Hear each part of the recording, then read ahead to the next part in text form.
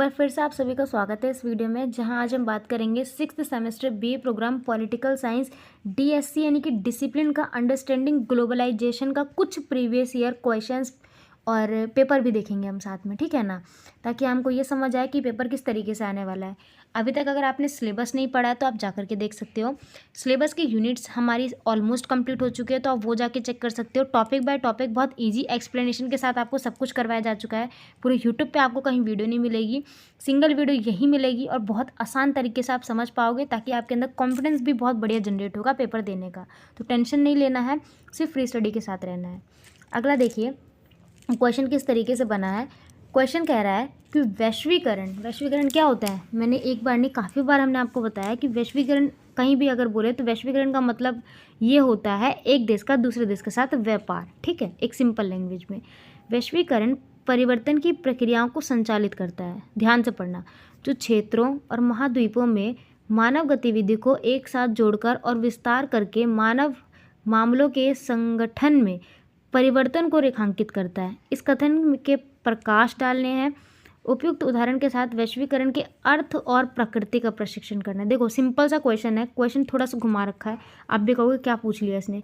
ये इसने दे दी एक थ्योरी, ठीक। सिंपल उसने ये बोला है कि ऊपर वाले कथन का क्या कहना है, आपको जो समझ आया आप लिख देना भूमिका में, क्लियर। बाकी मेन बॉडी बननी चाहिए केवल और केवल वैश्वीकरण के अर्थ और प्रकृति की, ठीक है। अर्थ क्या है, उसकी प्रकृति कितने प्रकार की होती है, ये आपको लिखना है। इसका आंसर आपको मिल जाएगा हमारी वीडियो में, आप जाकर के चेक कर सकते हो। उसके अलावा वैश्वीकरण के सांस्कृतिक आयाम पूछ सकता है और उसके आलोचनात्मक प्रशिक्षण पूछ सकता है। तो देखो आयाम 3 है, एक है राजनीतिक, एक है आर्थिक और एक है सांस्कृतिक। तीनों के पॉजिटिव नेगेटिव पॉइंट करवा रखे, आप जाकर के देख लीजिए। थर्ड है आज वैश्विक अर्थव्यवस्था में, ठीक है, वैश्विक अर्थव्यवस्था में विश्व व्यापार यानी कि WTO की जो भूमिका है वो बतानी है आपको। आप ये बता दोगे। ब्रिक्स का क्या है, ये कैसे संगठन है, क्या इसे एक सार्थक वैश्विक शक्ति माना जा सकता है, ये आपको बताना पड़ेगा। आर्थिक युग की अधिकांश सबसे बड़ी और सबसे महत्वपूर्ण कंपनियां सार्वजनिक रूप से कारोबार करने वाली बहुराष्ट्रीय निगम है। इस कथन की आलोक में बहुराष्ट्रीय निगमों की प्रकृति और महत्वता पर प्रकाश डालना है। बेसिकली MNC कंपनीज के बारे में आपको यहाँ बताना होगा। क्वेश्चन बहुत रेयर है कि वो आएगा, 4 ही अटैम्प्ट करना है, टेंशन नहीं लेना। जैव विविधता पर संयुक्त राष्ट्र सम्मेलन के विशेष संदर्भ में जैव विविधता शासन की व्याख्या करनी है, ठीक। नेक्स्ट क्वेश्चन, घरेलू न्याय और वैश्विक न्याय को सुसंगत होने की आवश्यकता है, टिप्पणी करनी है। घरेलू न्याय यानी कि घर के आंतरिक की न्याय, बेसिकली महिलाओं के लिए बोला हुआ है। शॉर्ट नोट्स की बात करो तो शॉर्ट नोट्स देखिए किस किस चीज़ों पे आते हैं। वैश्विक नागरिक समाज पूछ सकता है, सतत विकास लक्षण पूछ सकता है, सस्टेनेबल डेवलपमेंट क्या होता है, संसाधनों की कमी किस प्रकार से होती है ये पूछ सकता है। उसके अलावा आतंकवाद और संयुक्त राष्ट्र पर पूछ सकता है, ठीक है। एक और पेपर हम देख लेते हैं। देखिए वैश्वीकरण पर दोबारा से क्वेश्चन आया हुआ है कि वैश्वीकरण क्या है। राज्य वैश्वीकरण का शिकार है या एजेंडा, ये बताना है। ये कथन दिया हुआ है, इसके ऊपर आपको बताना पड़ेगा।